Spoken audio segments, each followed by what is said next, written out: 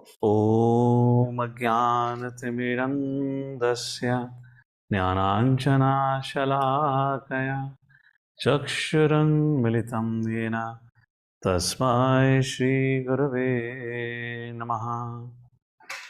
नमो विष्णुपादाय कृष्णपृष्ठाय भूतले श्रीमते भक्तिवेदान्तस्वामिनिति नामिने। नमस्ते सरस्वते देवे गौरवाणी प्रचारिणे निर्विशेषशून्यवादी पाश्चात्देशतारिणे।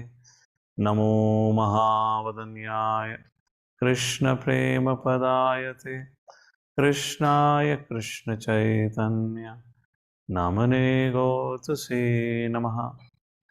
वंशकल्पातरुभ्यश्च कृपा सिन्धुभ्यैव च पतितानां पावनेभ्यो वैष्णवेभ्यो नमो नमः। हे कृष्णा करुणा सिंधु दीनबंधु जगतपते गोपेश गोपिका कांता राधा कांत नमोस्तुते। तप्त कांचन गौरांगी राधे वृंदावनेश्वरी वृषभानुसुते देवी प्रणमामि हरिप्रिये। जय श्री कृष्ण चैतन्य प्रभु नित्यानंद श्री अद्वैत गदाधर श्रीवासादि गौ भक्तवृंद। हरे कृष्णा कृष्णा कृष्णा हरे हरे, हरे Ram Ram Ram Hare Hare. Hare Krishna. So we welcome everyone for today Bhakti Shastri discussion. We are on our Bhagavad Gita study, and we're going to read from 12th chapter or study from 12th chapter of Bhagavad Gita. So this 12th chapter is the Hare Krishna. Oh, need to close the windows, please. Okay.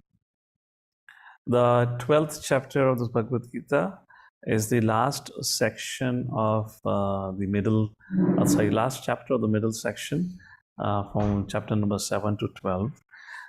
And one of the interesting thing about this chapter, this is the smallest chapter of Bhagavad Gita, only 20 verses, where three things are primarily discussed. A very, very sweet, very beautiful chapter. We can imagine it because it's a concluding part of our Bhakti Yoga discussion. So once again, the theme of about the Supreme Personality or Godhead. Is he personal or impersonal? Once again, the subject matter comes here, where Arjuna would ask a question. So that is being discussed up to, I believe, close to 7th verse, where it is established that how the personal form of the Lord offers the highest opportunity to an individual to render service to the Supreme Personality, or let it put it the other way around.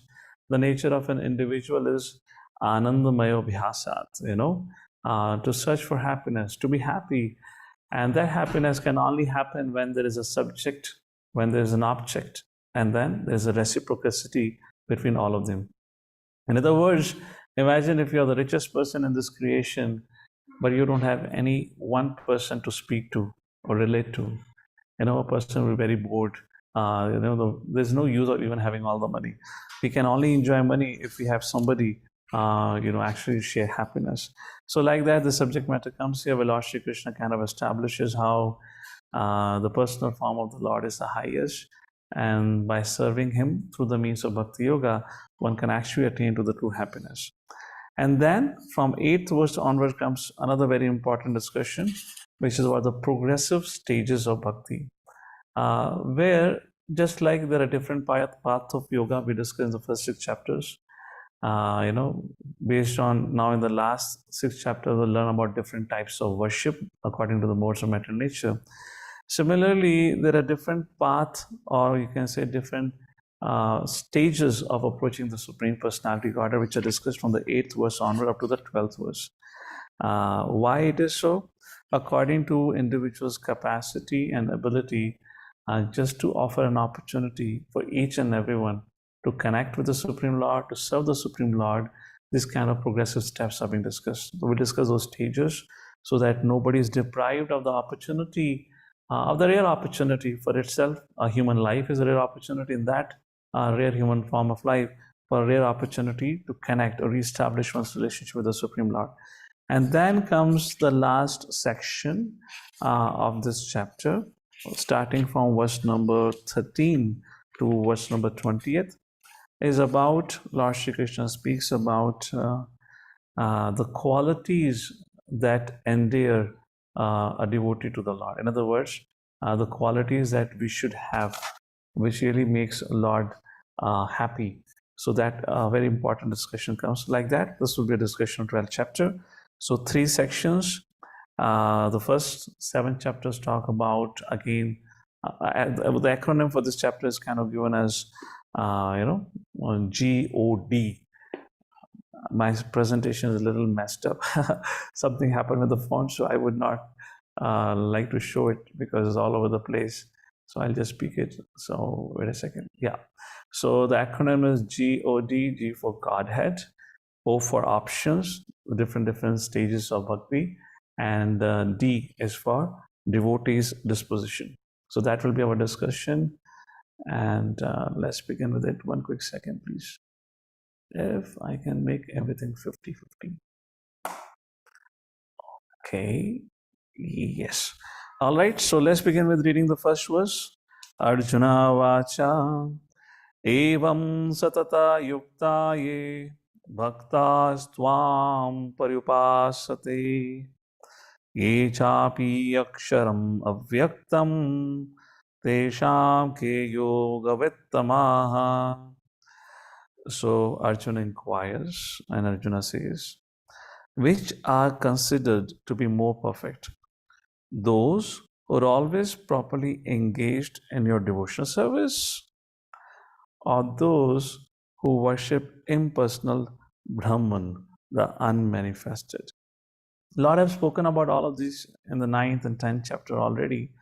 And most interestingly, in the 11th chapter, if just to briefly recap and see the connection of 11th and 12th chapter, in the Hare Krishna. Sorry, Prabhu can take this call. Today is a festival, so I might get a little bit distracted with the calls here. Ashwa is calling. So what was I speaking about? 11th chapter, Arjuna actually expressed his desire. He wanted to see the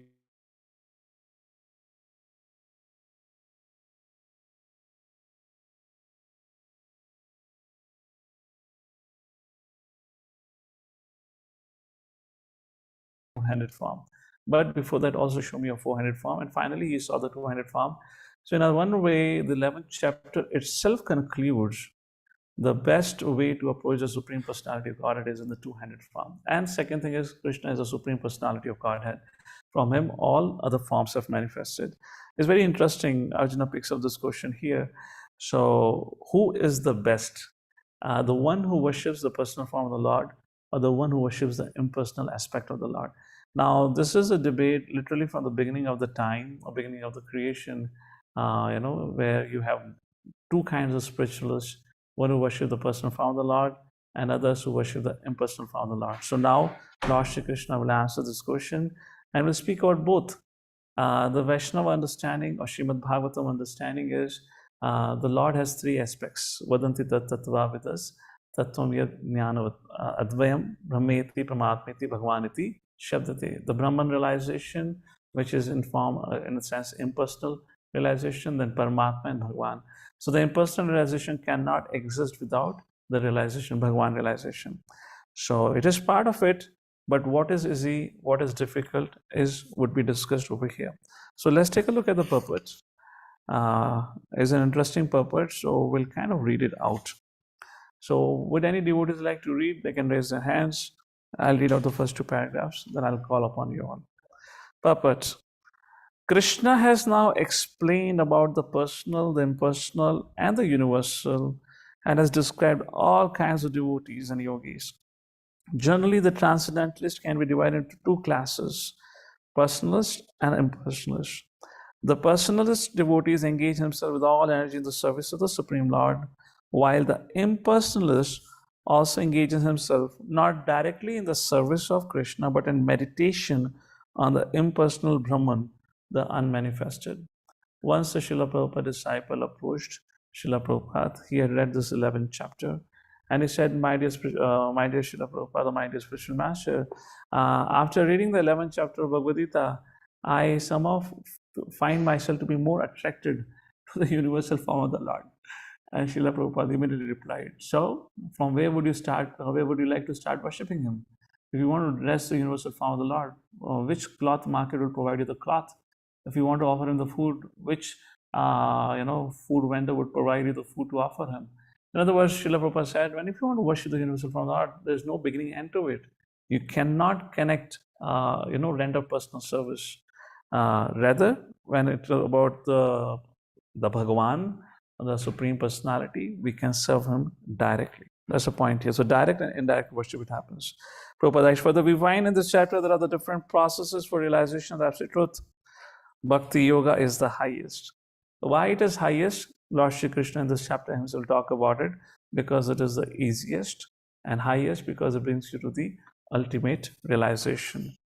If one at all desires to have the association of the Supreme Personality Godhead, then he must take to devotional service. All right, Mother Manjari, please start reading.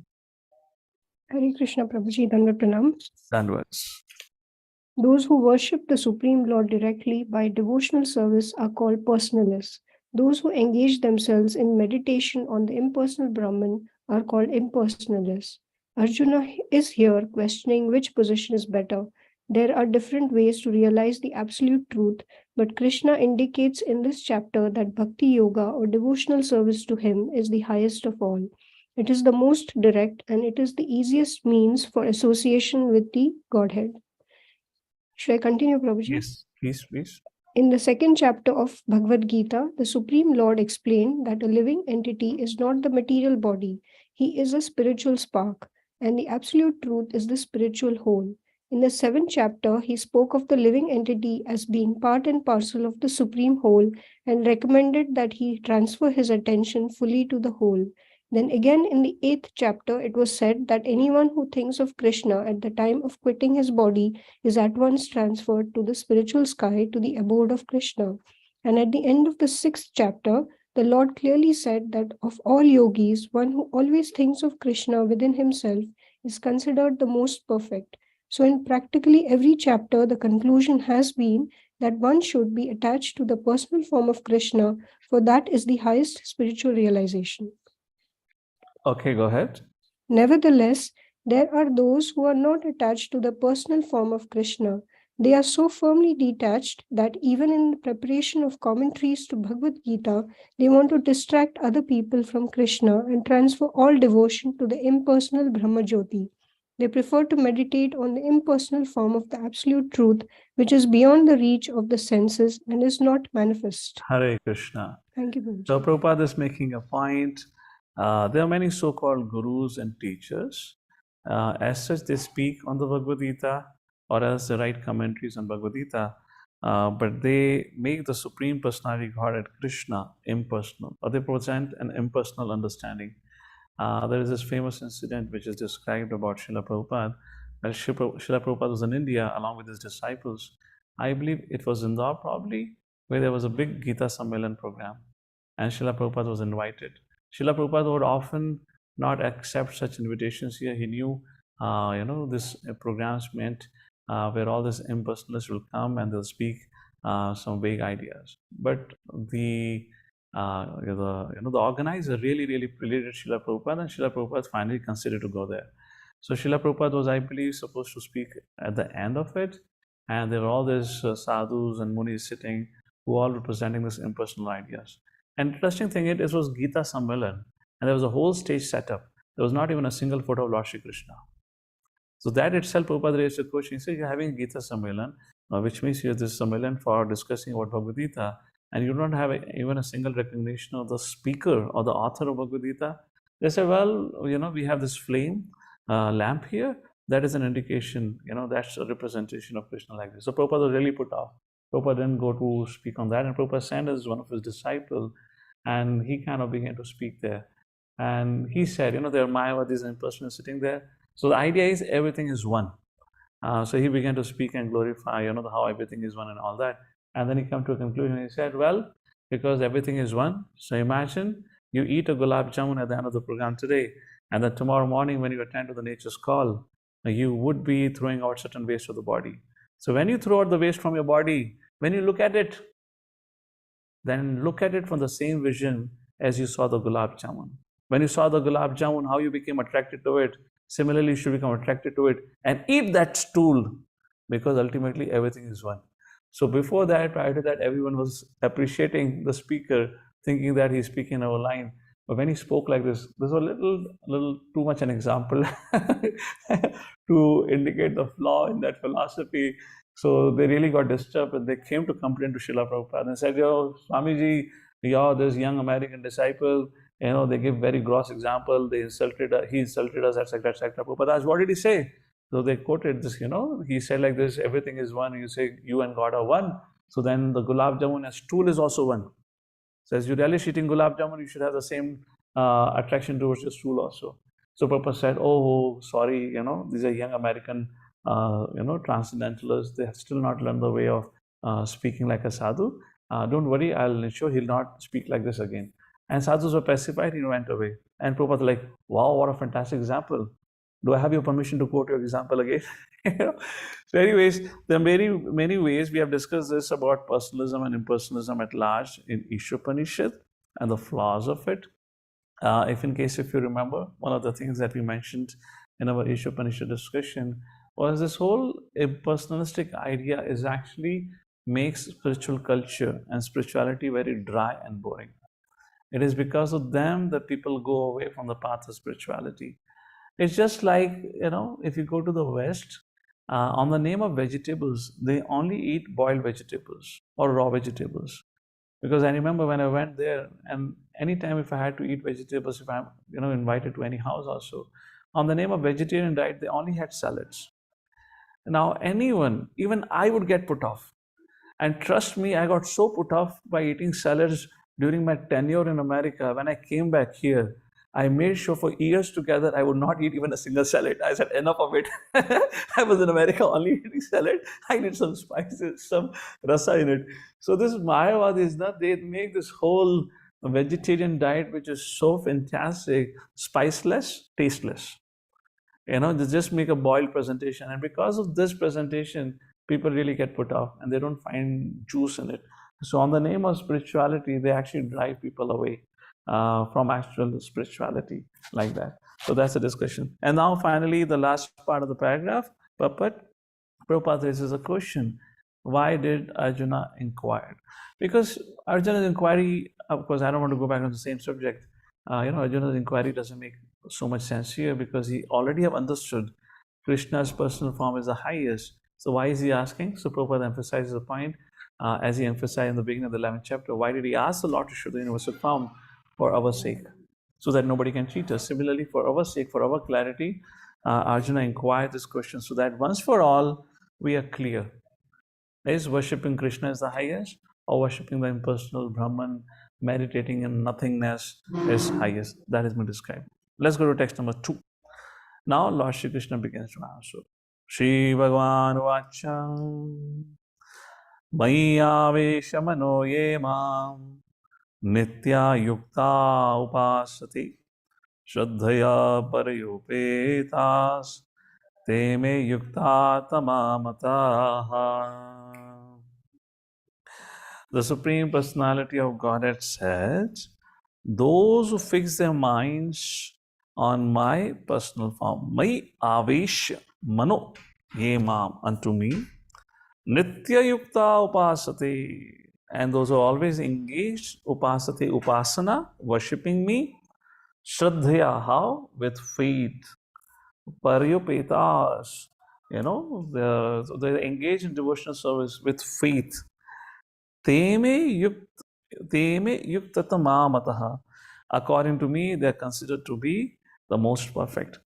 This verse is kind of a mix of two verses. Let's go to 9th chapter, verse number 14. Satatam Kitayanto Mam Yatantascha Dradvrataha Namasyantascha Mam Bhaktya Nitya Yukta Upasate. So the two things mentioned in this verse in 12.2, absorbed in me, with his their mind and engaged Nitya Yukta Upasate. And second, Krishna says, Teme Yuktatma Mataha. And one who is engaged, not only this, he says, Shraddhaya Paryopetas. One who is engaged in any devotional service of faith, endeavors with faith, is considered to be highest. It's a combination of two verses, 9th chapter, verse number 14, and 6th chapter, verse number 47. Yoginam api sarvesham madkatenam tana atmanah shraddhavan yo bhajate mam same yuktatamo mataha. You seeing that? So it's a combination of these two verses with Lord Shri Krishna. So it's kind of a conclusion what Krishna is drawing here. Let's take a look at it. The translation. Krishna says, those who fix their minds on my personal form and are always engaged in worshipping me with great and transcendental faith are considered by me to be the most perfect. Puppet. Reading in the middle of the puppet. A pure devotee is constantly engaged. Sometimes he chants, sometimes he hears or reads books about Krishna. Sometimes he cooks prasadam, goes to the marketplace to purchase something for Krishna, which means Prabhupada is talking about how he's always engaged. This is the same thing, 9.14. Satatam Kirtayantamam Yatatanscha Dhradavrataha, like that. Whatever he does not let a single moment pass without devoting his activities to Krishna. Such action is in full samadhi. So, in answer to Arjuna's question, what is better, your personal worship or impersonal worship? What does Lord Shri Krishna respond? Maya Vishamano Yema Nitya Yukta Upasana. The one who is engaged in rendering devotional service unto me is the highest. Text number 3 and 4. Ye tu aksharam anirdeshyam avyaktam paryupasate sarvatra gam achintyam cha kutastham achalam dhruvam. So here there are two ways of approaching this impersonal form of the worship. One is Jnana Yoga, second is Ashtanga Yoga. So the third verse indicates for Jnana Yogis. Those who fully worship the unmanifested Aksharam, that which lies beyond the perception of the senses, Avyaktam, the all-pervading, Sarvatragam, Achintyam, inconceivable, unchanging, fixed, Kutastham, Achalam, Dhruvam, immovable, impersonal conception of the absolute truth. This is Jnana Yogi, how they approach. Then, Saniyam Indriya Gramam Sarvatra Samabuddhaya Te Prapnuvanti Mameva Sarvabhuta Hite Rataha. This is the practice of Ashtanga Yogis, where they control various senses, being equally disposed to everyone. Such persons engage in the welfare of all at last achieve me. Sarvabhuta Hite Rataha. So let's read the purport for it. So what we're going to see here in the third verse, let's compare the third verse versus the fourth and fifth verse. Third verse, Krishna speaks about Bhakti Yoga, and the fourth and fifth verse, Krishna is speaking about Jnana Yoga and Ashtanga Yoga. And if in case you remember, this discussion about Bhakti Yoga versus Jnana Yoga, Bhakti Yoga versus Ashtanga Yoga have already been discussed before. In the 6th chapter, the discussion has come, like this about Ashtanga Yoga. And what was the conclusion there? It's very difficult. What was the conclusion? Bhakti Yoga is very simple. Anyone can perform. I don't know if I share this example with all of you. There's a story of an individual in Europe somewhere. He was on a cargo ship.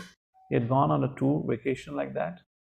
And at that point of time, the room that he checked into the ship, this gentleman, he had certain taste for taking care of the plants.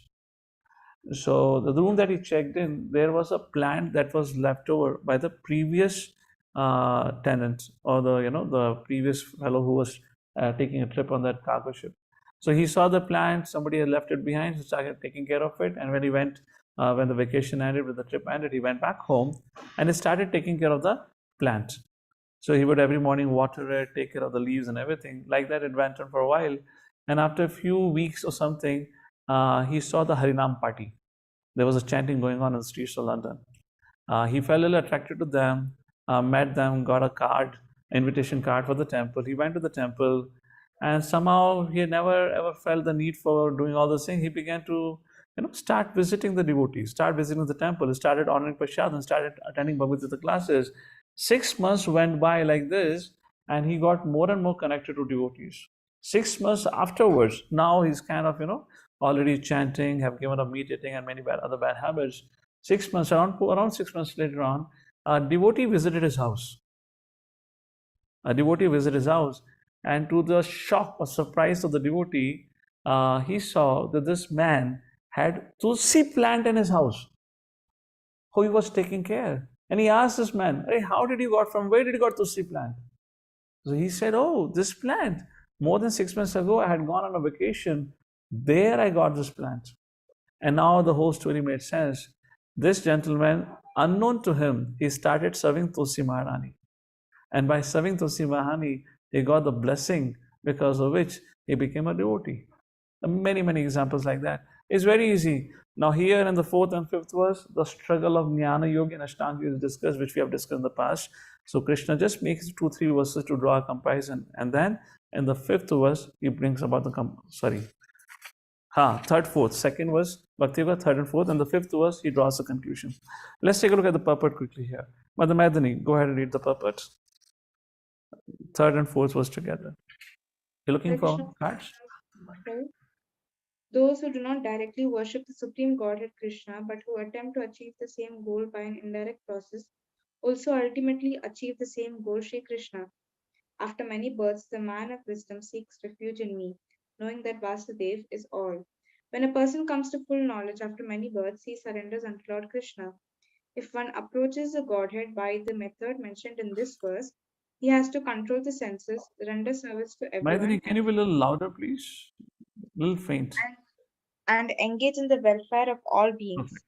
It is inferred that one has to approach Lord Krishna. Otherwise, there is no perfect realization. Often there is much penance involved before one fully surrenders unto him. In order to perceive the supersoul within the individual soul, one has to cease the sensual activities of seeing, hearing, tasting, working, etc. Then one comes to understand that the Supreme Soul is present everywhere. Realizing this, one envies no living entity. He sees no difference between man and animal because he sees soul only, not the outer covering. But for the common man, this method of impersonal realization is very difficult. Hare Krishna. So when Lord Shri Krishna spoke the second verse, describing how Bhakti Yoga is the best, then Srila Vishnu Chakravarti Thakur writes, Arjuna pondered. And he thought, my dear Lord, if Bhakti Yoga is the best, which means the path of impersonalism is inferior. Why it is inferior? Because, it's indirect worship of the Lord. So they're also approaching you. So Vishnu Chakravarti Thakur says, in that context, third and fourth verse is spoken to describe about the austerities on that path. Now text number 5, where Lord Shri Krishna draws a conclusion, where Krishna says, impersonalism is painful. Klesho adiktarastesham avyakta saptachetasam avyakta hi gatir dukkham deha avapyate. Klesho adiktarastesham. It's just filled with difficulties and troubles. Avyakta asakta chetasam, those whose consciousness is attracted to my impersonal conception. Avyakta hi gatir dukkham, the path of impersonalism is full of misery. Deha bhir avapyate, deha vadibhi, is with great difficulty it is achieved. Let me put it this way, if in case this example makes sense. Imagine you're left alone in an apartment of the dimensions of infinity. It's just unending place, and you're left all alone. What would happen? Of course, now if I ask you these questions, you may say, oh, I'll be afraid and all that. Well, of course, Brahma Bhuta Prasanatma, you're free from all those things. Now, let me give you an example. What happened with Brahmaji when he woke up in the morning, and what happens with him every day when he wakes up in the morning? When he wakes up in the morning, he finds himself all alone in this whole creation. Brahmaji finds himself all alone in this whole creation. I'm just giving you a practical, experiential, kind of an example here. Brahmaji, when he wakes up, he finds himself all alone and he becomes really perturbed. What am I doing? Who am I? What is the source of my origin? He goes all the way down the stem of the lotus to find out what's the cause of it. Couldn't figure it out. And then it's just an everyday activity where he hears the sound, ta, pa, and begins to perform austerity. And finally gets come to a realization about that there is a supreme personality God and all that. So the practice is painful. You have to really practice sense control. I mean, I wonder in Krishna consciousness, what sense control are we practicing? If somebody says meat eating, avoiding meat eating is sense control. I mean, is that a sense control? I mean, it's healthy for yourself if you don't eat meat, and when you eat it, you smell obnoxious. Everything is ugly about it. Somebody says not taking intoxication is sense control. Because you're not taking intoxication, you're alive. You should be grateful for that. You're not taking intoxication, you're saving so much amount of funds because of it. So, so all those things. Hare Krishna. Close. Okay. Guys gonna keep disturbing again because there's too many devotees around me right now because of festival today evening. Anyways, what was I speaking? I just lost train of thoughts. Yeah, so sense control. In Krishna consciousness, what is our sense control? Our sense control is on the occasion of Ram Navami, we want to get hot or gulab jamun. That is sense control. We have this great Sunday feast. You get rabdi prasadam. That is sense control. What sense control? So in Bhakti Marg, on the name of sense control, we're just practicing one sense control. That is not to engage ourselves in anything which is disconnected to Krishna. That's the only thing. You want to eat a delicious prasadam, offer it to Krishna, honor it, have it. So that's the point here. So that's the point being mentioned here, that the path is filled with difficulty. Prabhupada talks about Sagan and Nirgan, importance of deity worship here, a big purport. So let me give you one example. Prabhupada is quoting about this same example which Prabhupada quotes in the 4th chapter also, about how deity worship is bona fide. So, what do I highlight here? It's a very important purpose in kind of understanding of how deity worship is bona fide and extremely important. See, the impersonalists, even they engage in deity worship. Even they would have deities. But their idea, conception is we become one with the deities. And deities is a stepping stone for my realization to understand that I am the same as them. That's the point here. Difficult. That's a point which is mentioned here, like that. All right. So let's come to the 6th and the 7th. I'm just skipping this. Prabhupada is mentioning many points about how the path of impersonalism is very difficult. We have discussed that before also. Let's go to text number 6 and 7. What is the practice of Bhakti Yoga? Ye tu sarvani karmani mai san yasya matparaha anyaneva ananyaneva yogena mam dhayayant upasate deshamaham samudharta mrityu samsara sagarat bhavamina chirat partha mai aveshita chetasam. Translation. But those who worship me, giving up all their activities unto me, and being devoted to me without deviation, engaged in devotional service and always meditating upon me, having fixed their minds upon me, O son of Pratha, for them I am the swift deliverer from the ocean of birth and death. So let's read the purport. Who would like to read it? I don't know. How do I see devotees here? I'll review. Okay, Madanjana, your hand is up. Madanjana, you've seen the purport. There is quotation from Varha Puran. Nayami paramam sthanam archadadi gatim vina garud skandham aropya yaticham anivartita. So please read from the statement after that, the purport. Please begin from there. The purport of this verse is that a devotee does not need to practice Ashtanga Yoga in order to transfer his soul to the spiritual planets. The responsibility is taken by the Supreme Lord Himself. He clearly states here that he himself becomes the deliverer. A child is completely cared for by his parents, and thus his position is secure. Similarly, a devotee does not need to endeavor to transfer himself by yoga practice to other planets. Rather, the Supreme Lord, by his great mercy, comes at once, riding on his bird carrier Garuda, and at once delivers the devotee from material existence. Although man who has fallen in the ocean may struggle very hard and may be very expert in swimming, he cannot save himself. But if someone comes and picks him up from the water, then he is easily rescued. Similarly, the Lord picks up the devotee from this material existence.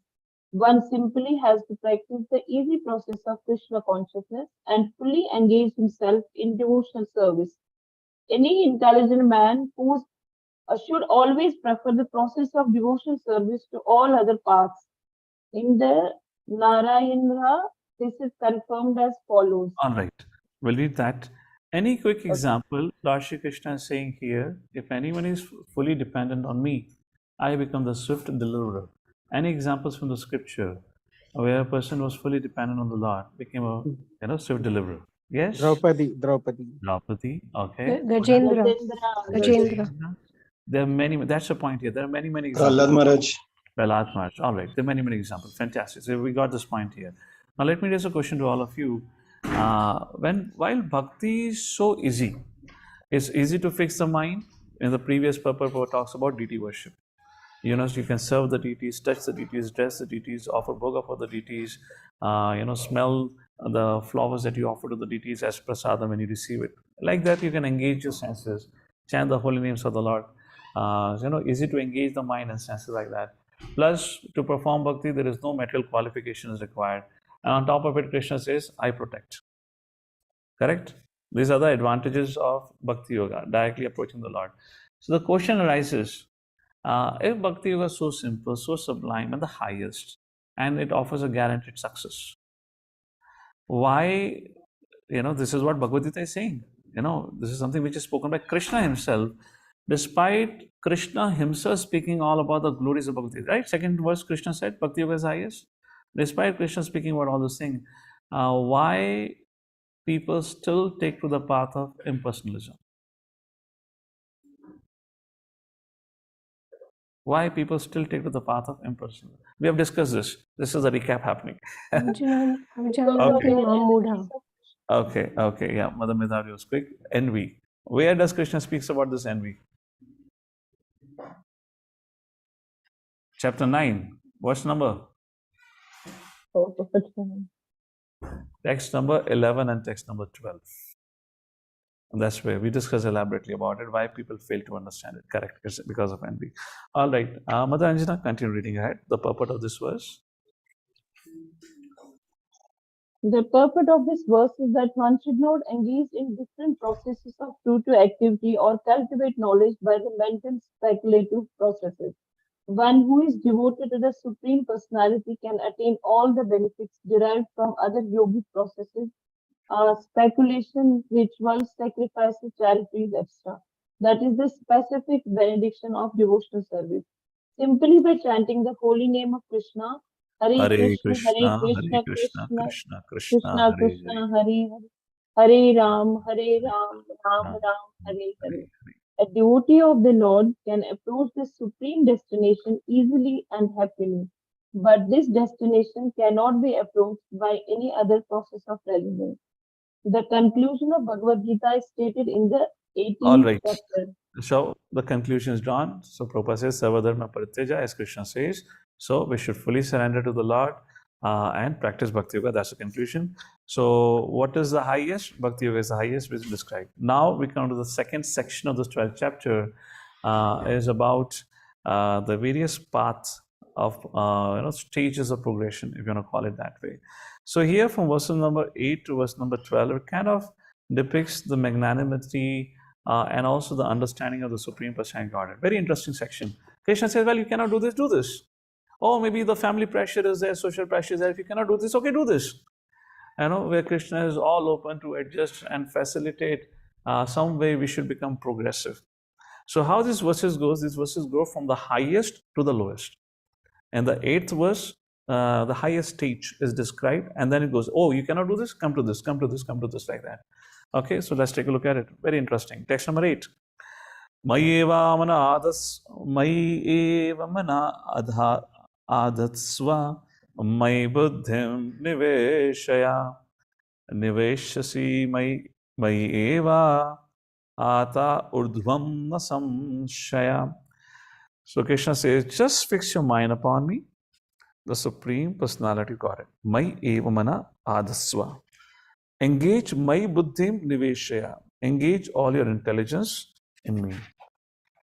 Niveshasi mayeva. Thus you will live in me.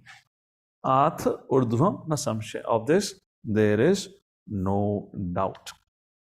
So this verse talks about a state where a person is at all times fully Krishna conscious, whose mind is 24/7 thinking about how I can serve Krishna. When he picks up a glass of water,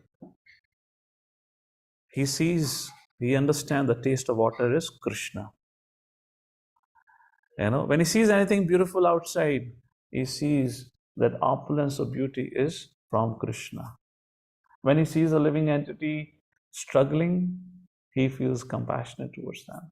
So like that, in all situations, in every situation, this person is thinking about Krishna consciousness. So generally, if in case we can do this exercise over here or maybe later on, but this is also kind of an Varnashrama Dharma can divide it. This is said to be, it could be, see, it is not that only sannyasi is supposed to have, but I'm just saying, even a child can have. Prahlad Maharaj had, he was a 5-year-old boy, but this is a consciousness of somebody who's completely renounced. So that's a point here. Ideally, sannyasi is supposed to have this state of consciousness.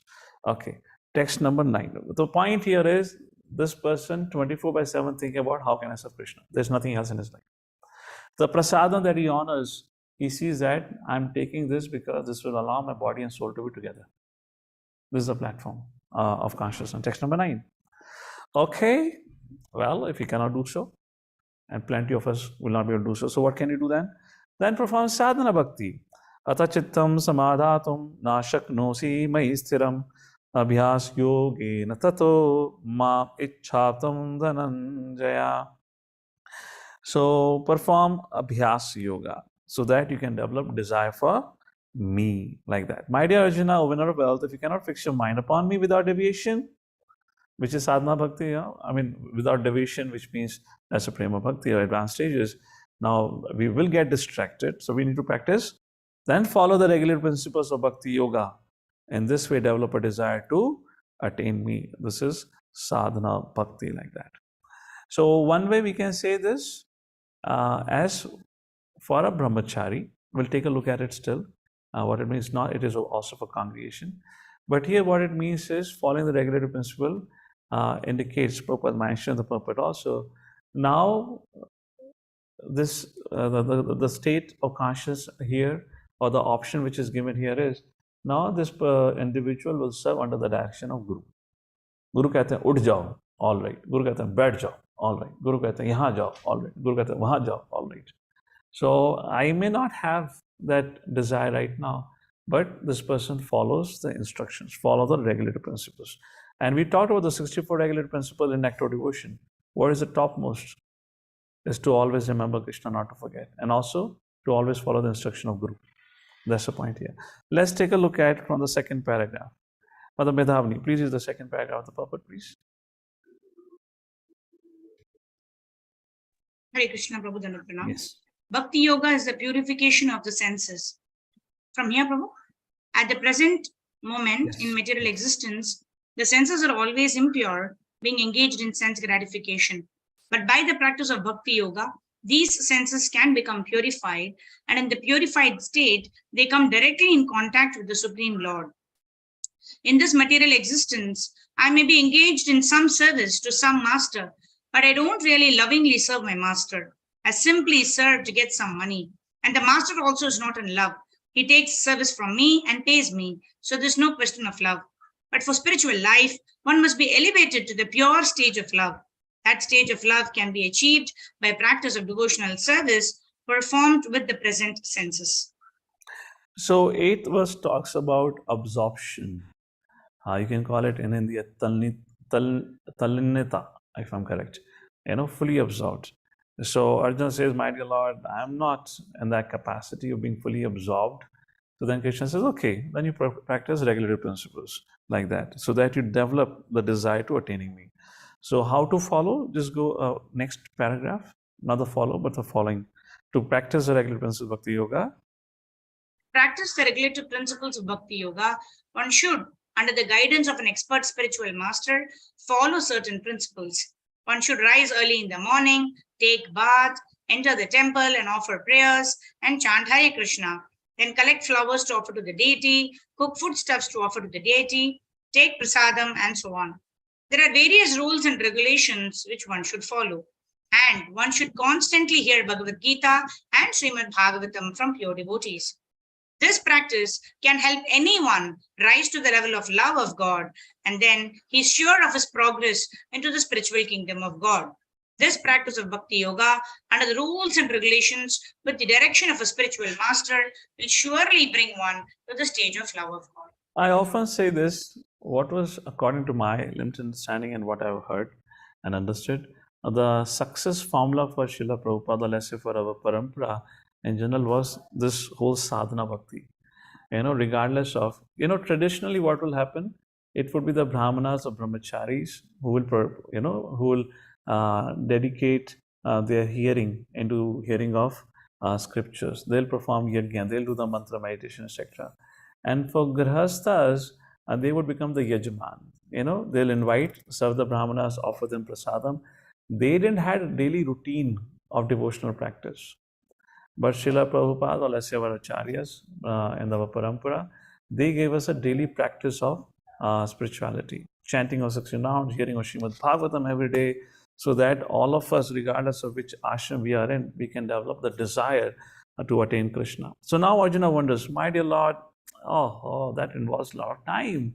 What if I don't have this much time and capacity, to follow the rules and regulations and always work under the direction of spiritual master? What can I do? Is there anything else I can do? Krishna says, yes.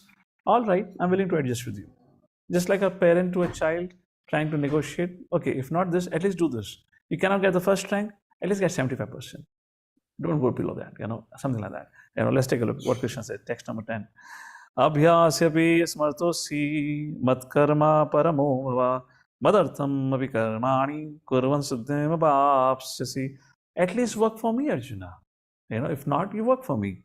If you cannot practice the regulations of Bhakti Yoga, then just try to work for me. Because by working for me, you will come to the perfect stage. Now, what it means, Prabhupada writes in the purport. Okay, Shashwat Prabhu, go ahead and read. What it means working for Krishna. Perfect. One who is not able even to practice the regulative principles of Bhakti Yoga under the guidance of spiritual master can still be drawn to this perfectional stage by working for the Supreme Lord. How to do this work has already been explained in the 55th verse of 11th chapter.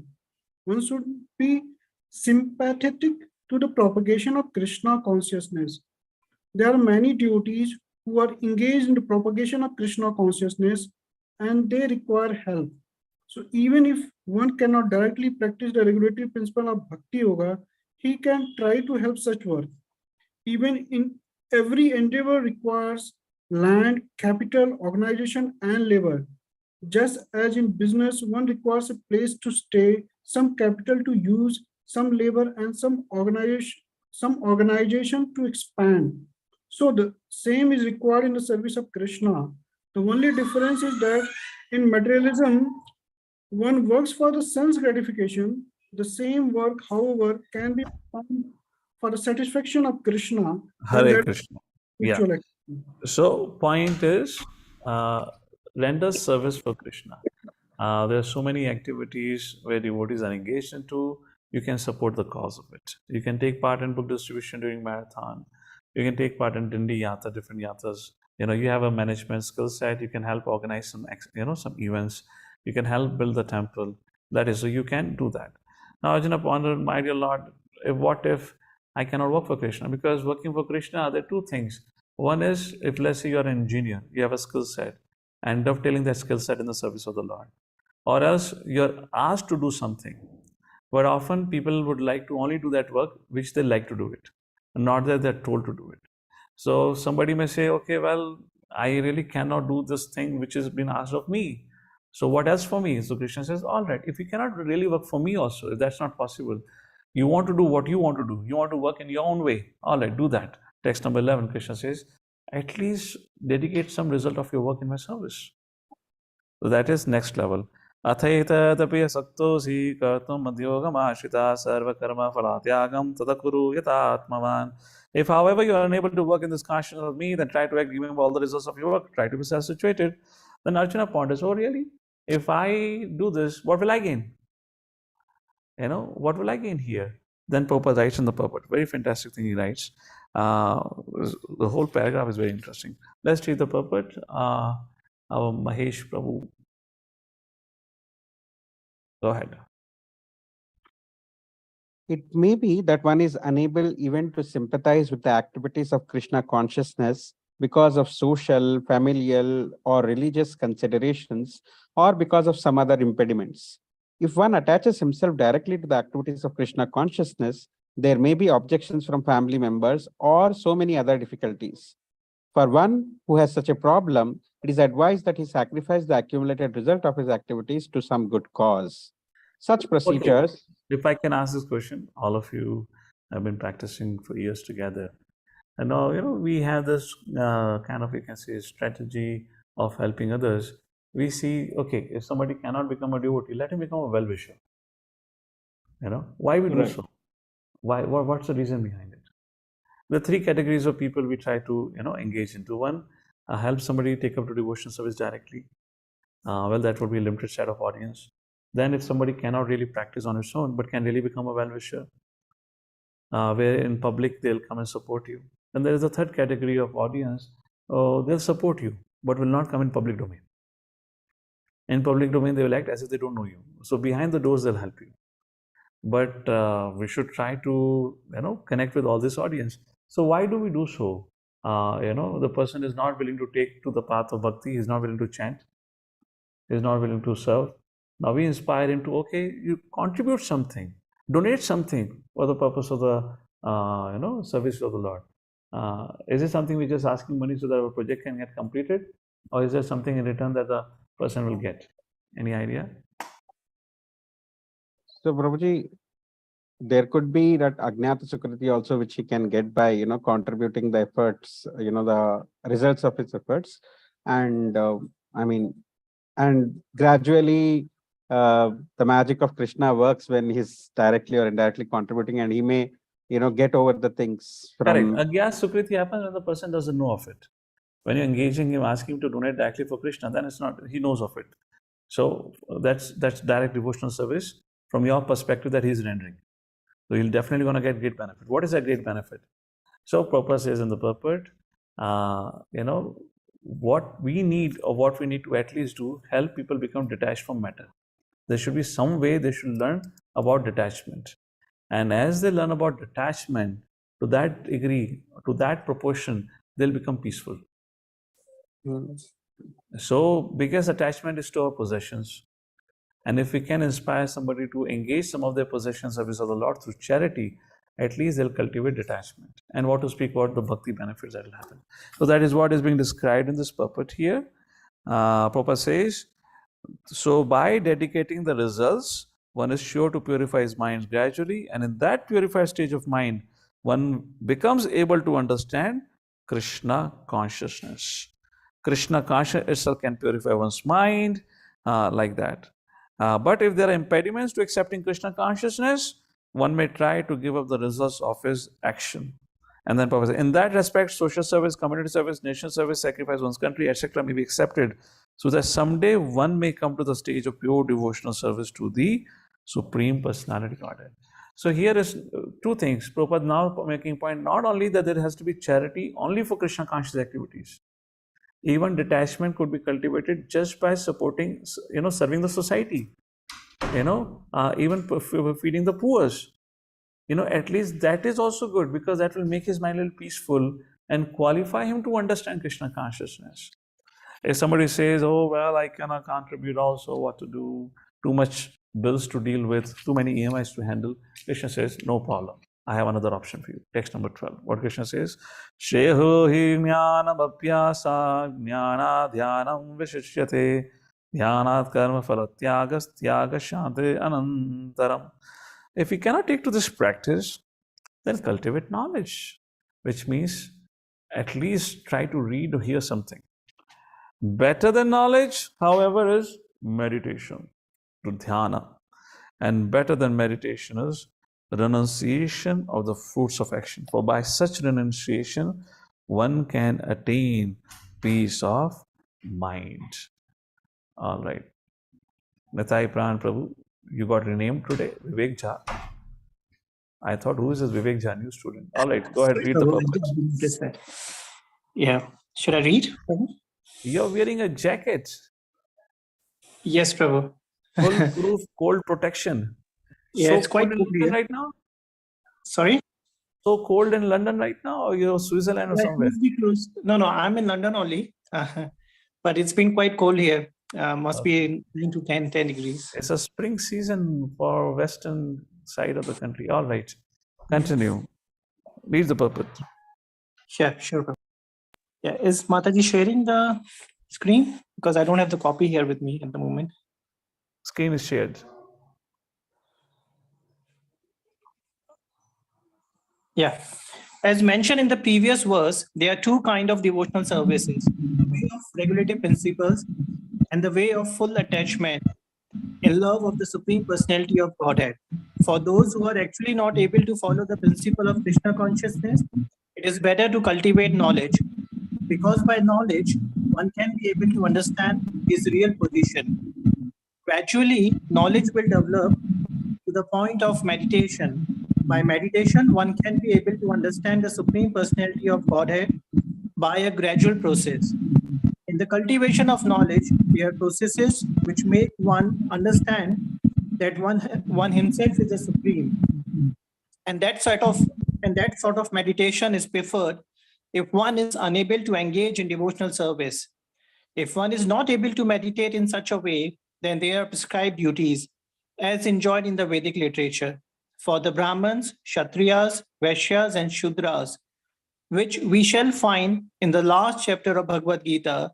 But in all cases, one should give up the result of fruits of labor. This means to employ the results of karma by some good cause. In summary, to reach the Supreme Personality of Godhead, the highest goal, there are two processes. The one process is by gradual development, and the other process is direct. Devotional service in Krishna consciousness is the direct method, and the other method involves renouncing the fruit of one activities. Then one can come to the stage of knowledge, and then to the stage of meditation, then to the stage of understanding the Supreme Soul, and then to the stage of the Supreme Personality of Godhead. One may take either the step-by-step process or the direct path. The direct process is not possible for everyone. Therefore, the indirect process is also good. It is, however, to be understood that the indirect process is not recommended for Arjuna, because he is already at the stage of loving devotional service to the Supreme Lord. It is for others who are not at this stage. For them, the gradual process is renunciation, knowledge, meditation, and the realization of the Supreme Soul and Brahman should be followed. But as far as Bhagavad Gita is concerned, it is the direct method that is stressed. Everyone is advised to take to the direct method and surrender unto the Supreme Personality of Godhead, Krishna. Hare Krishna. So let's sum up this discussion. Take a look at the presentation here. So progressive stages of devotion, 12.8 talks about the mind fixed on Krishna. And then, well, if you cannot do so, then follow regulative principles, sadhana bhakti, and develop desire for Krishna. Well, if that's also difficult, then work for Krishna or engage others for serving for Krishna. That will bring one to the stage of devotional service. And then the last 11th and 12th verse talks about the indirect, where some charity can be done for Krishna conscious activities, or else be charitable nonetheless, so that at least you develop some amount of renunciation. What will happen if you cultivate knowledge, practice meditation? Result is purification, peace, and gradual elevation. So when Arjuna heard this, he had a question in his mind. So what we have discussed so far, what Krishna have elaborated so far is, what is the highest, approaching Krishna directly or approaching his indirect manifestation, that is impersonal form. So Krishna says bhakti is direct, is the highest, approaching me is the highest. And then the discussion came about the progressive stages, the different stages of how one can approach Krishna. Or let's put it the other way around, rather than saying how one can approach Krishna, in other words, how Krishna facilitate for us to re-establish our relationship. It gives all different kinds of options. If you cannot do this, do this, do that. So at least at some point of time we start to realize that Krishna or the Lord is our eternal mother and father, like that. Now Arjuna ponders, which brings us to the third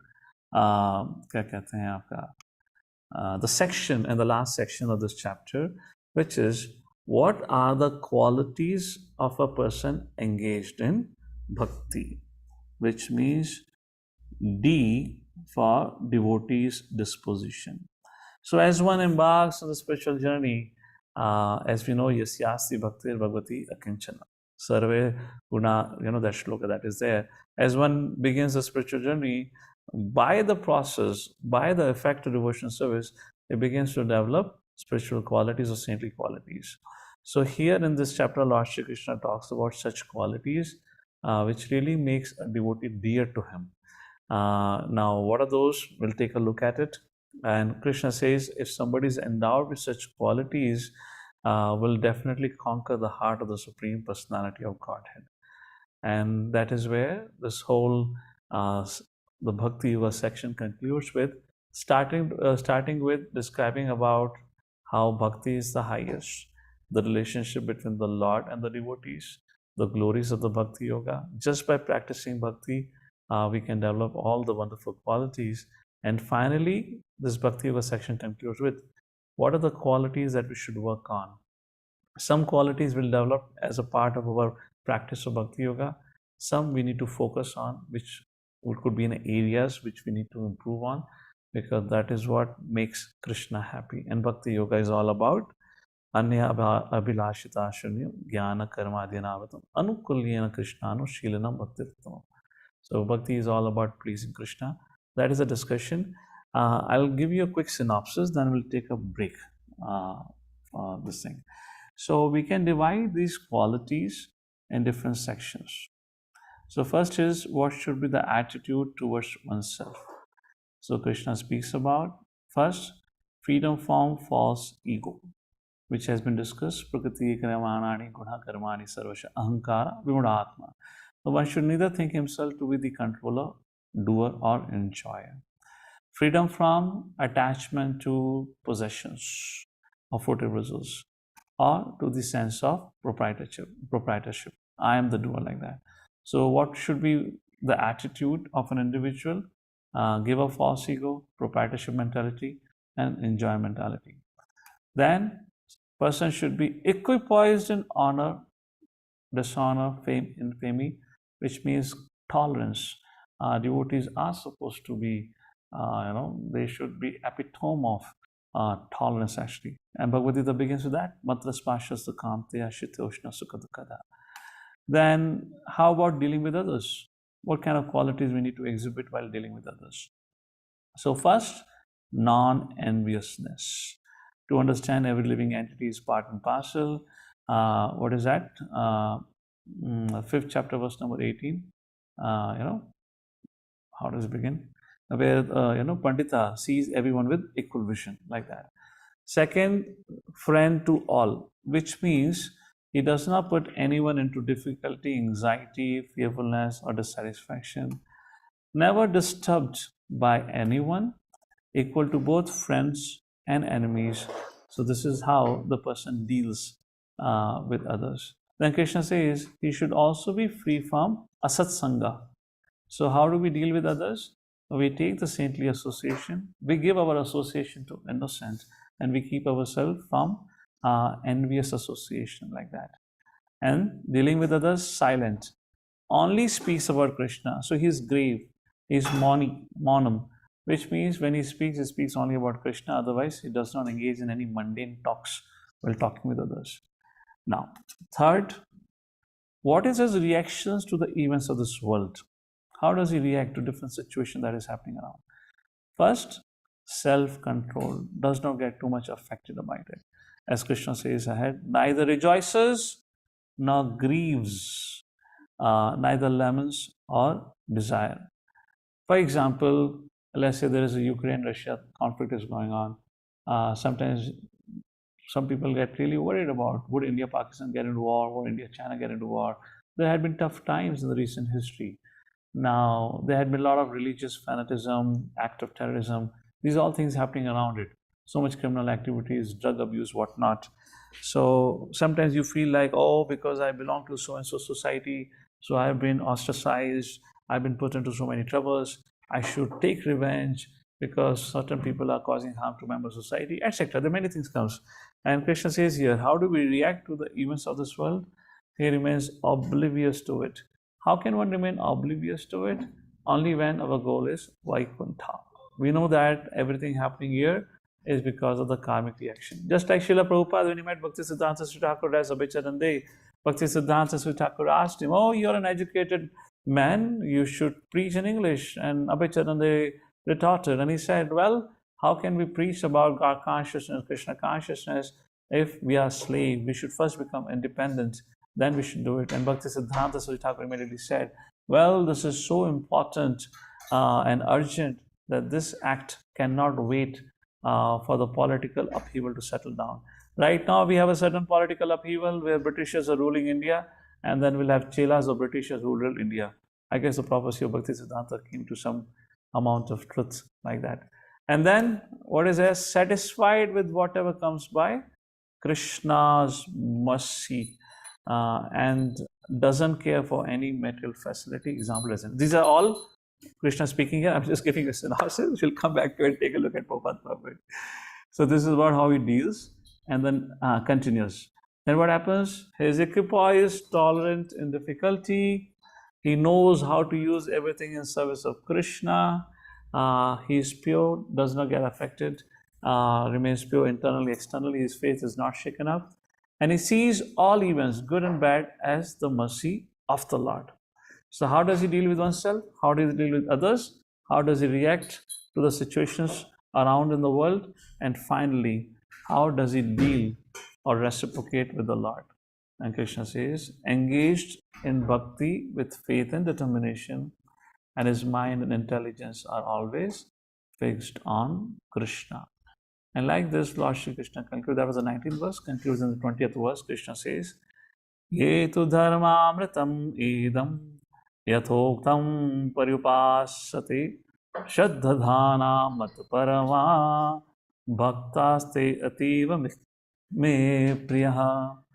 Those who follow this imperishable path of devotional service and who completely engage themselves with faith, making me the supreme goal, are very, very dear to me. Hare Krishna. So that was a quick synopsis of the last 7 verses, beginning from 13th verse.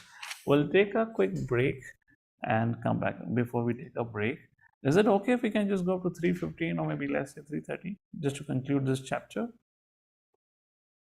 And then we can give you a good vacation for your exam preparation. Oh, well, we'll discuss about, I have some thoughts when we can have your exam like that. So is that all okay? If not 3:30, at least 3:15, because even I have to leave. So 5-minute break is okay? Or 10 minutes break? Oh, no, 10 is too much. 7 minutes break. 5 minutes is fine. No, 5 is fine. Okay, all right. So let's break for 5 minutes and we'll see you again. Hare Krishna.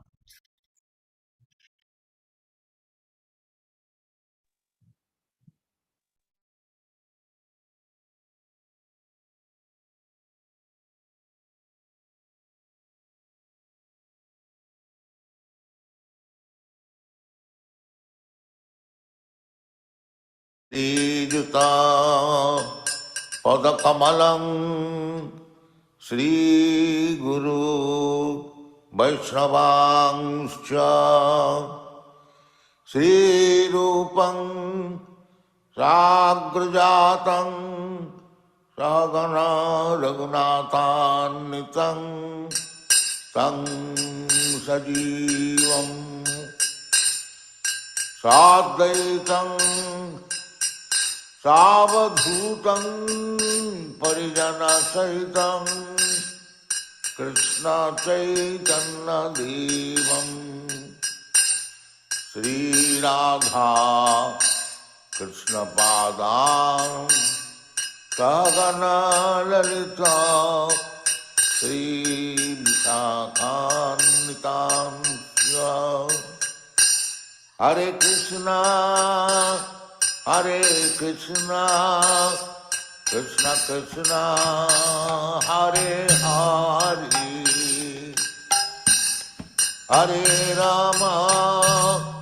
Hare Rama Rama Rama Hare Hare Hare Krishna Krishna Krishna Hare Hare Hare Rama Rama Rama Hare Hare Hare Krishna Krishna Krishna Hare Hare Hare Rama Rama Rama Hare Hare Hare Krishna Krishna Krishna Hare Hare Hare Rama Rama Rama Hare Hare Hare Krishna Krishna Krishna Hare Hare Hare Rama Rama Rama Hare Hare Hare Krishna Krishna Krishna Hare Hare Hare Rama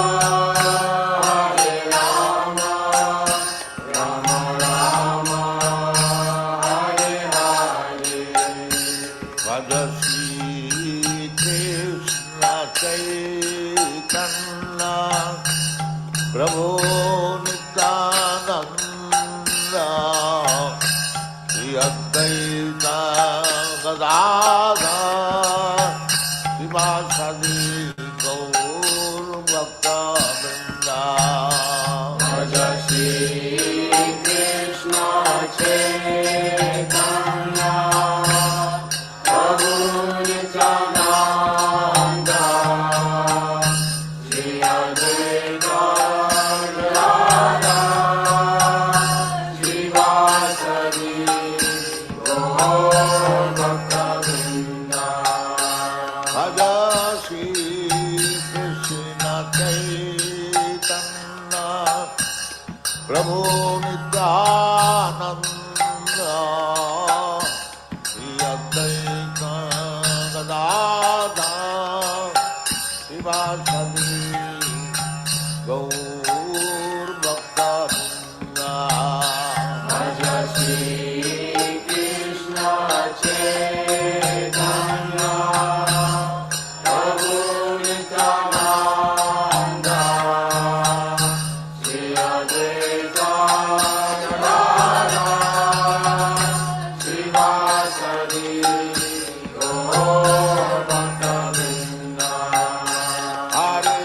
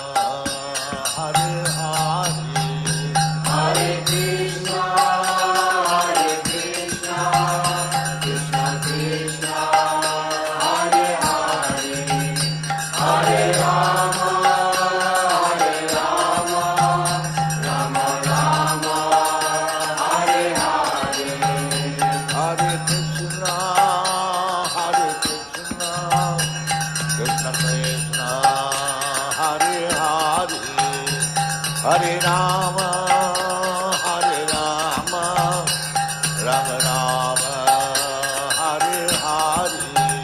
Hare Krishna, Krishna Krishna, Hare Hare, Hare Rama, Rama Rama, Hare Hare. Hare Krishna, Krishna Krishna, Hare Hare, Hare Rama, Rama Rama, Hare Hare. Hare Krishna, Krishna Krishna, Hare Hare, Hare Rama, Rama Rama, Hare Hare. Hare Krishna, Krishna Krishna, Hare Hare. Hare Ram, Ram Ram, Hare Hare. That's probably mine. Confirm it. Text number 13 and 14. Advesha sarva bhutanam maitra karuna evacha nirmamo nirankaraha samudukha sukhashami santushtaha satatam yogi yatatma drit nishya mai arpita manobuddhir yo mad bhakta same priya. Adveshta sarvabhutanam, dvesh, adveshta sarvabhutanam, who is non-envious towards all. Maitri, karuna, evacha. Maitri, friendly. Karuna means kind. Nirmamo, freed from the sense of aham mameti. Nir ahankar, freed from the sense of ahankaram, I am the controller. Sama dukha sukha shami. Sama sukha dukha, he sees happiness and distress equally. Shami means shama, has a forgiving disposition.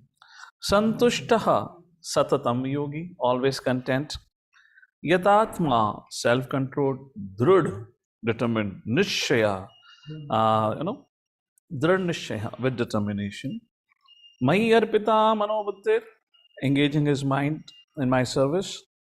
Yomad bhakta same priya. So now Krishna will say same priya, same, such a person is very dear to me.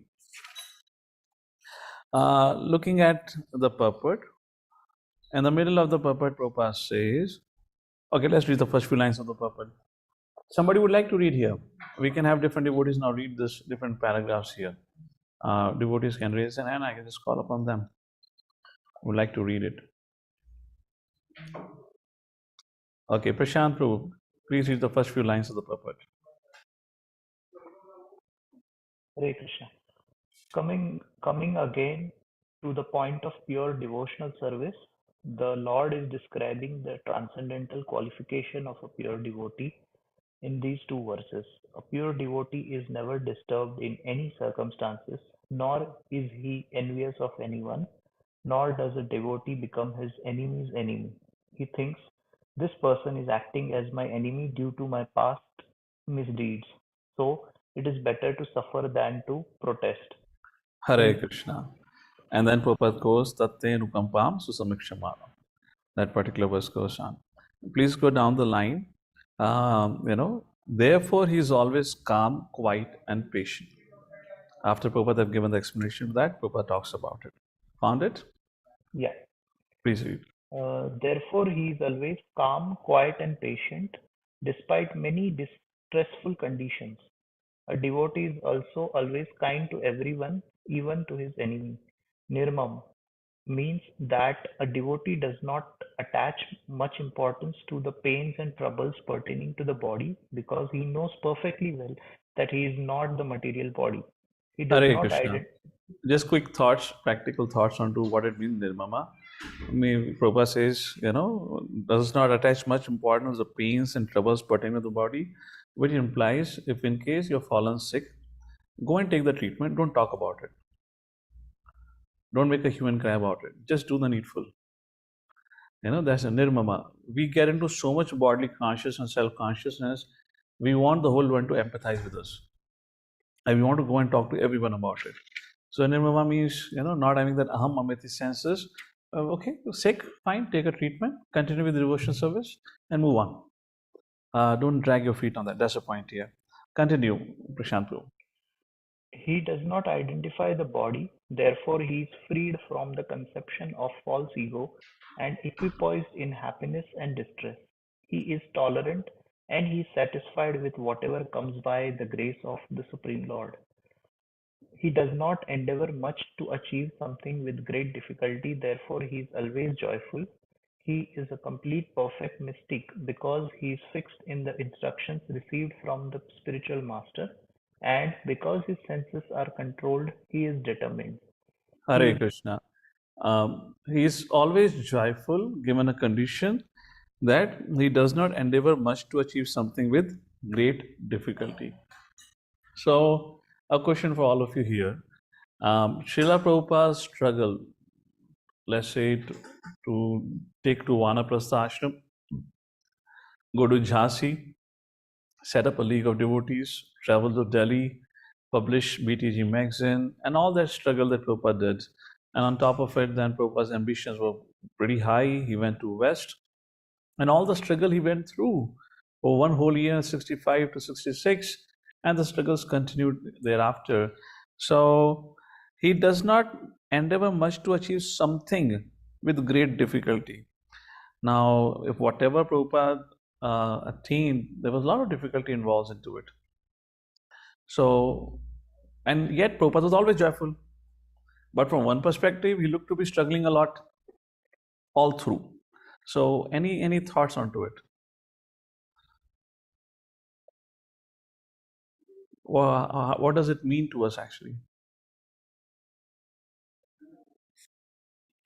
So, okay, one quick Prabhuji. answer, which probably would say, okay, Srila Prabhupada never did anything for his sense gratification.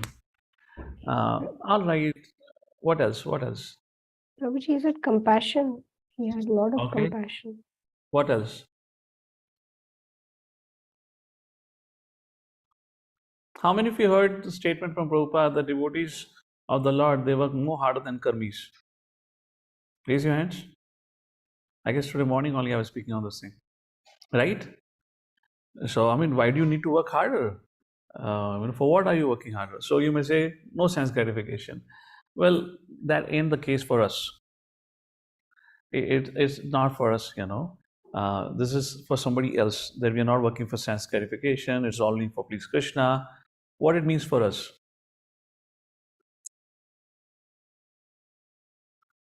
Again, let's go back to Srila Prabhupada's example. Any other thoughts? He's a liberated soul, Prabhuji. He only thought of helping everyone in this world. Okay. Yeah. So, Lord Ram did because he's Lord. Yes, Shashwat Prabhu, that's what we come to. Following instructions of Guru. That's the point. Srila Prabhupada taking up all that endeavor was an instruction of Guru. His Guru told him, preach in English, publish book, distribute book. Whatever Prabhupada did was following the instructions. So while following the instructions, even if an amount of hardship comes, we have this life insurance policy, Krishna policy, you'll be still joyful. But while if it is, let me put it this way, let me put it the other way around. While serving for Krishna, if you're not joyful, you really need to question, am I really serving Krishna here? No. Maybe not. Maybe not. Am I really serving Guru and Krishna? Maybe not. Maybe there are some subtle desires of mine which I'm trying to fulfill and I'm not getting it, therefore I'm getting frustrated. I just wanted to make that equation here. All right. Who was reading? Go ahead, Prashant. He is not swayed by false arguments because no one can lead him from the fixed determination of devotional service. He is fully conscious that Krishna is the eternal Lord, so no one can disturb him. All these qualifications enable him to fix his mind and intelligence entirely on the Supreme Lord. Such a standard of devotional service is undoubtedly very rare, but devotee becomes situated in that stage by following the regulative principles of devotional service. Furthermore, the Lord says that such a devotee is very dear to him, for the Lord is always pleased with all his activities in full Krishna consciousness. All right, text number 15. I'll just read the translation and few points of the purport. He by whom no one is put into difficulty, and who is not disturbed by anyone, who is equipoised in happiness and distress, fear and anxiety, mukto yah sacha me priya. As I said, Krishna will speak. So me priya becomes very dear to me. So 2-3 things which is mentioned here. The second line, no one is put into difficulty, anxiety, fearfulness, or dissatisfaction by such a devotee. Since the devotee is kind to everyone, he does not act in such a way as to put others into anxiety. At the same time, if others try to put a devotee into anxiety, he is not disturbed. And then Prabhupada, down the line in the purport, Prabhupada writes, generally a materialistic person becomes very happy when there is something for his sense gratification in his body. But when he sees that others have something for their sense gratification, he hasn't. He is sorry and envious. When he is expecting some retaliation from an enemy, he is in state of fear. When he cannot successfully execute something, he becomes dejected. A devotee who is always transcendental to all this disturbance is very dear to Krishna. So, quick thoughts onto it is one, that devotee does not become depressed, distressed when he sees others progressing. That's the first thing about it. Second thing, a devotee is very conscious not to put others into any difficulty. Now, when it is meant others into difficulty means any living entity for that reason. What to speak about Vaishnavas? How much conscious and careful we should be that because of my actions, my behavior, others should not be put in difficulty. Let me ask you this: how many have had that experience? I mean, I'm just quoting an instance. Don't pick me on it. Just a thought comes to my mind. I'm just expressing. For example, let's say there's a festival. 1,000, 2,000 devotees, and there is a huge line for prasadam, and somebody breaks the line and come in between. It kind of pinches us a little bit, or maybe we might be doing it. Just quoting some wild examples. Or let's say when there's a temple hall, full of devotees, and we are determined कि आज तो अपने गुरुदेव के सामने बैठ के ही class सुनेंगे और हनुमान जी के समान लंका नहीं समुद्र को पार करते हुए, उसी प्रकार वैष्णवों के समुद्र को पार करते हुए we go and sit down right in middle on top of 2-3 devotees, and poor fellows are slowly adjusting. I mean, this happens a lot in India. Those who are on UK or something, they would be struggling to get enough devotees to fill the hall also. It could be a different situation. So, and we are so relaxed about it. We very nicely smile and say, "Prabhu, thank you. I've shift ho gaye. Thank you." It moves around. Kind of that thought never comes. I'm just saying there are so many things that we do in our day-to-day life. I don't know, something we need to be conscious, which is mentioned here like this. And one thing is, it's difficult, but something we need to be conscious about: how to remain happy and content when we see others progressing, when other receives attention from, let's say, spiritual master. I'm not going to ask you to raise your hand up for this, but I believe, imagine, you have your devotee friend and he receives the embrace from your spiritual master. And apparently, spiritual master haven't looked at you. Let's say spiritual master is that role model for you. Of course, in general, spiritual master is. How many feel, इसको क्यों? मैंने क्या गलती करी है? ये कौन सा इतना smart devotee है? Until 5 minutes ago, you were hugging each other, saying, "You are the best devotee, you are my best friend." Suddenly, the emotion changes, Anyways, this is a tug of war. It's difficult to practice. Therefore, I say this is a very, very important section. Krishna says, if you become pleased seeing the other Vaishnava becoming progressive and receiving mercy, it pleases Krishna. I am saying that. Krishna says, text number 15. Yes. It pleases Krishna. And if your acceptance that others are making progress pleases Krishna, then who makes progress here? You make progress, which means we make progress.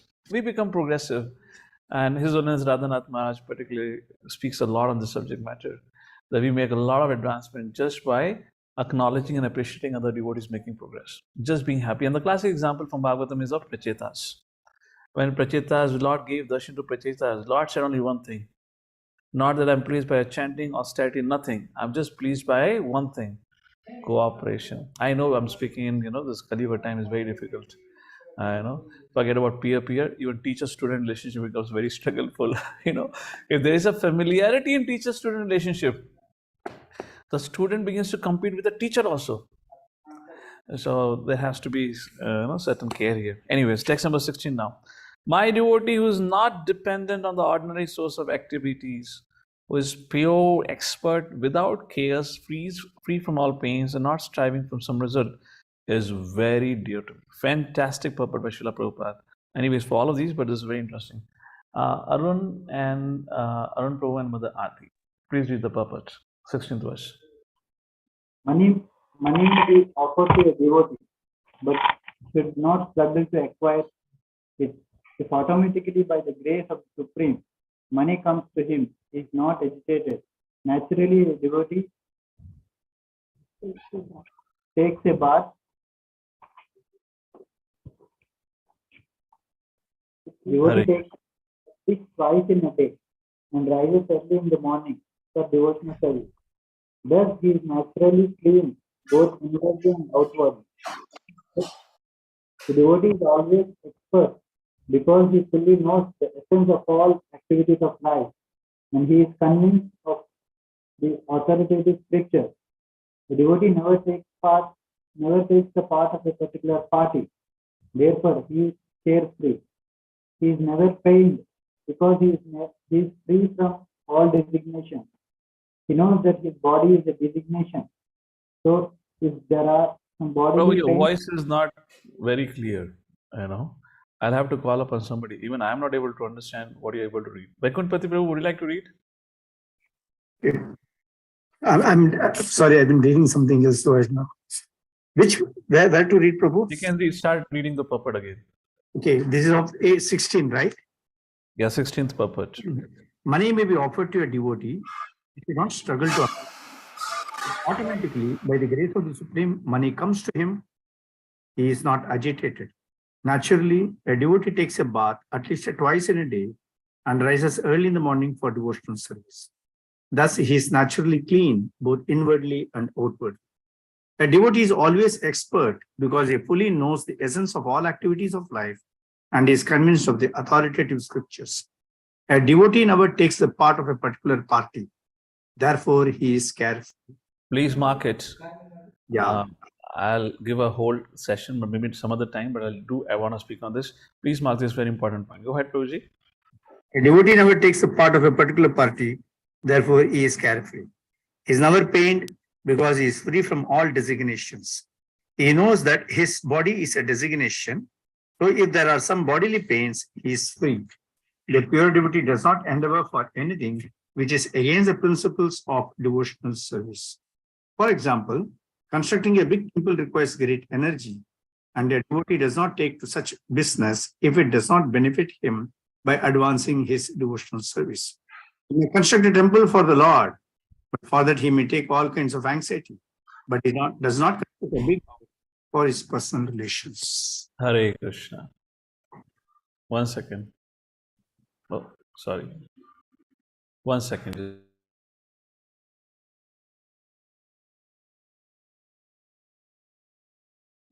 Hare Krishna. So I just wanted to reflect on this point. There are many things to discuss. A beautiful purport, and each line is bringing out some principle. One thing, a devotee never takes a part of a particular party. Therefore, he is carefree. 11th canto Srimad Bhagavatam, I don't have the verse handy with me, also discusses on the same principle, or rather you say Prabhupada is quoting that over here. A devotee, he's only part of Krishna's party. He's not part of this party or that party. For example, let's say about us, we are only part of Srila Prabhupada's party. We are not part of Guru party, this party or that party for that reason. Somehow, being in this world, we have this strong ideology of groupism. And we want to relate to some group, to say this is my group. And because I'm part of this group has to be the best group.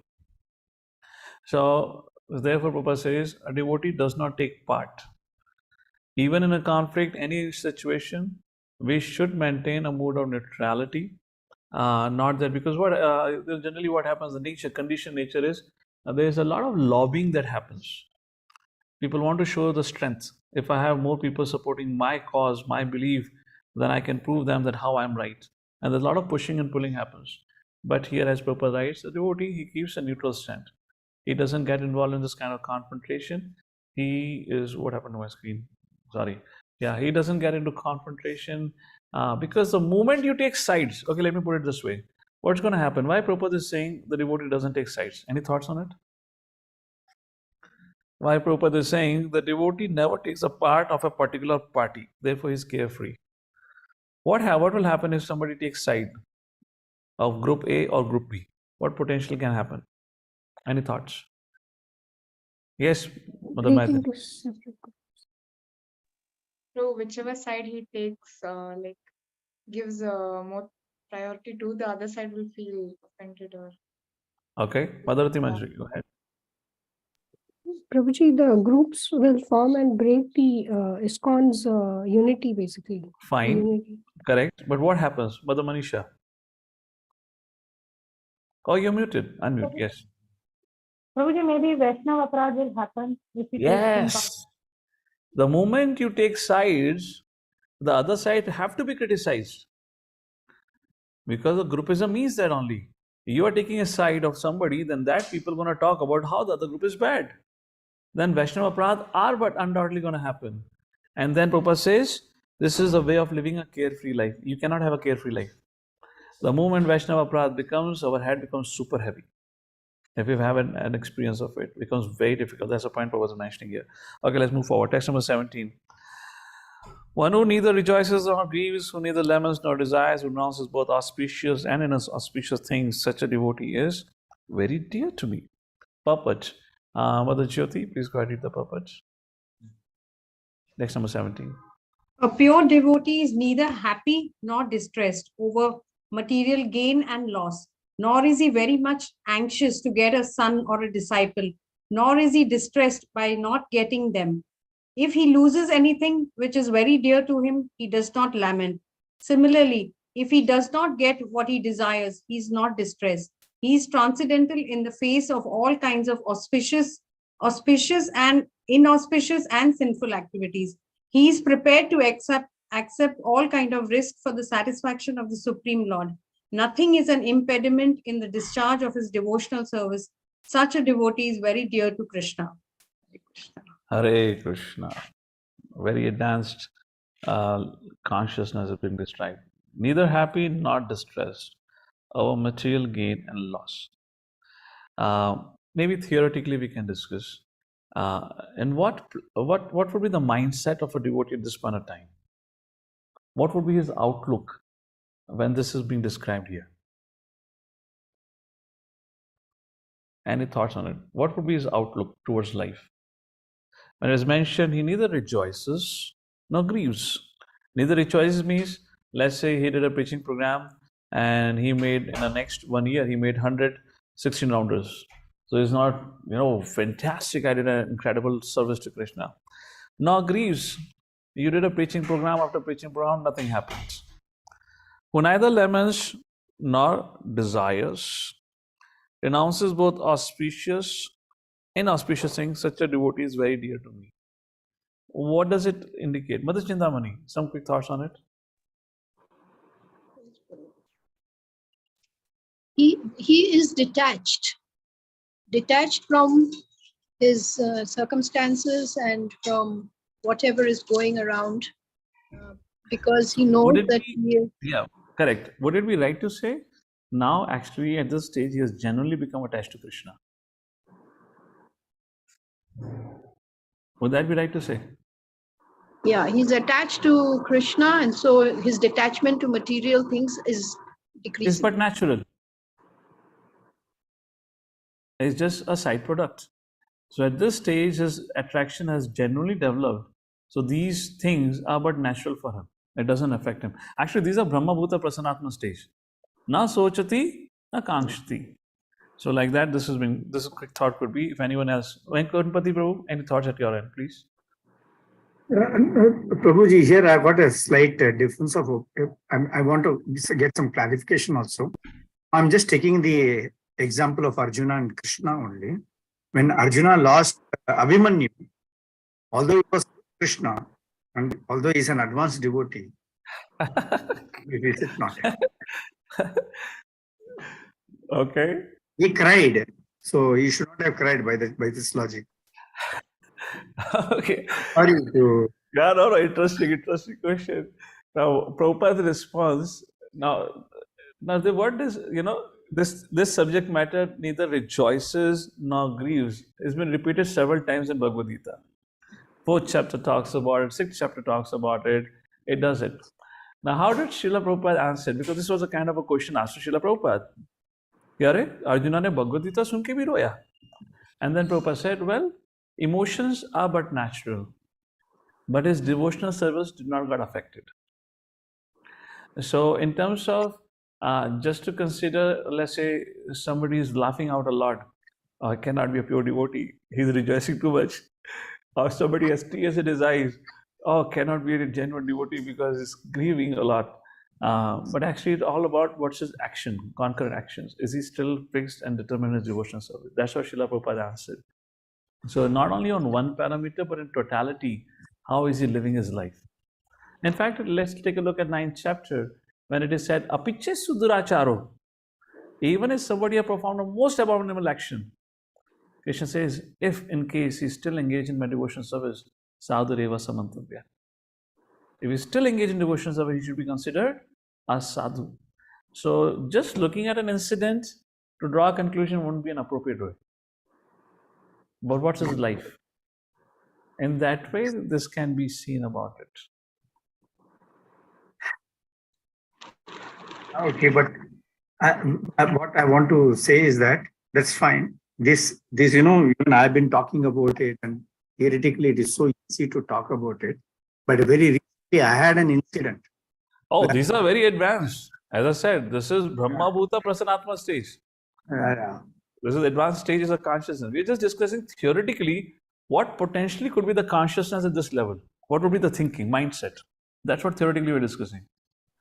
Yeah, but otherwise, when it comes to oneself, and one has to tell others, to tell all these things, these are excellent, this thing, but when it comes to oneself, it's difficult to bear it, really. Because Yeah, I mean, very recent case where one devotee, he has translated the entire Chaitanya Charitamrita into another language. He has done that. He has everything, and he is a very active devotee in ISKCON. And very recently, he lost his son of 18 years old, in a tragic way. And difficult for others to really bear it. All the ISKCON devotees had come there, but even the ISKCON devotees were all crying there. Emotions are natural. So I would never think if somebody has become emotional, but in case I've stopped devotional service, then there is something difficult. But emotions are but natural. That's what Prabhupada emphasized. We are conscious being. And in terms of practice, my humble understanding on it is all depends on the level of purity and mercy of Krishna. But because these are Krishna's words here, which Prabhupada right in the beginning said, this is very advanced stages. We read that purport. Yeah. It's an advanced platform. Here we are not discussing kind of thing that we start living about it. Something we are seeing what we can do at our level. Just like let's not have partition mentality. That's where I spoke a little bit, because that's what lead to groupism and conflicts. And then Vaishnava Aparadh. Here in this particular, because this is definitely a very advanced stage, we are discussing what we have understood from Bhagavad Gita. What can we say about the consciousness of an individual? What would be the consciousness based on what we understood from Bhagavad Gita? So as Mother Chintamani said, detached. And I just added, could it be possible that we could say he has become so attached to Krishna that automatically has become detached? So that was a discussion, what we have learned from Bhagavad Gita about what would be the consciousness of such an advanced person who is neither rejoices nor grieves. That's the discussion in that sense. And definitely not that just by saying or telling somebody to practice, it doesn't comes into action ever. It's all pertaining to our level of purity and mercy. All right, Prabhuji, we'll continue. Yeah, yeah. Text number 18 and 19. One who is equal to friends and enemies, who is equipoised in honor and dishonor, heat and cold, happiness, distress, infamy, who is always free from contaminating association, always silent, satisfied with anything, who doesn't care for any residence, who's fixed in knowledge, who is engaged in devotion service. Such a person is very dear to me. So, small purport, we can just take a look at it. Somebody would like to read it? How do I see the hands here? Madhurati Manjari, go ahead. Hare Krishna, Prabhuji. Yes, audible, purport. A devotee is always free from all bad association. Sometimes one is praised and sometimes one is defamed. That is the nature of human society. But a devotee is always transcendental to artificial fame and infamy, distress or happiness. He is very patient. He does not speak of anything but the topics about Krishna. Therefore, he is called silent. Silent does not mean that one should not speak. Silent means that one should not speak nonsense.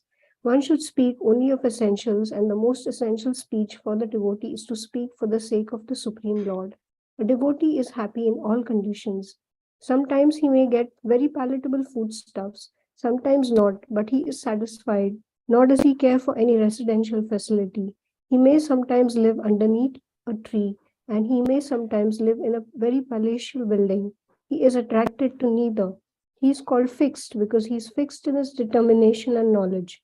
We may find some repetition in the descriptions of the qualification of a devotee, but this is just to emphasize the fact that a devotee must acquire all these qualifications. Without good qualifications, one cannot be a pure devotee. Harav abhaktasya kuto mahat gunaha. One who is not a devotee has no good qualification. One who wants to be recognized as a devotee should develop the good qualifications. Of course, he does not extraneously endeavor to acquire these qualifications, but engagement in Krishna consciousness and devotional service automatically helps him develop them. Hare Krishna. Hare Krishna. Thank you. So, two things here. Prabhupada quotes Harava Bhaktasya Yasyasi Bhaktir Bhagavati Kanchana, which means when you practice devotional service, you develop the wonderful qualities automatically. And secondly, Srila Prabhupada says, one who wants to be recognized as a devotee should develop the good qualifications. And then he says he does not extraneously endeavor to acquire this qualification, but try to engage in Krishna consciousness and devotional service. So now, as we have been reading this, you might have seen some of these things are very lofty. Some of these things we can practice to certain level to certain level, certain standard of it at our level like that.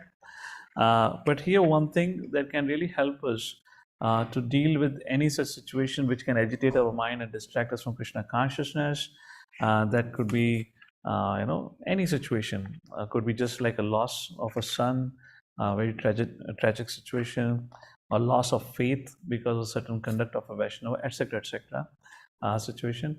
Here, when you read all of this, these particular subject matter, I'm pretty sure if we a little bit spend time on it, we'll come across many wonderful examples from the history, and let's say Srimad Bhagavatam. So, relating and reading and studying about these great personalities actually makes the subject matter relevant and practical.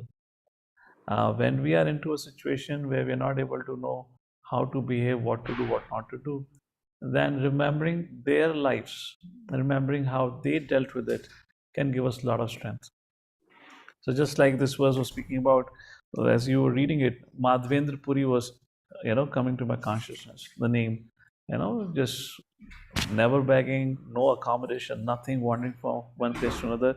So when we know of these personalities, hear more and about them, so that gives us a strength to practice to some level.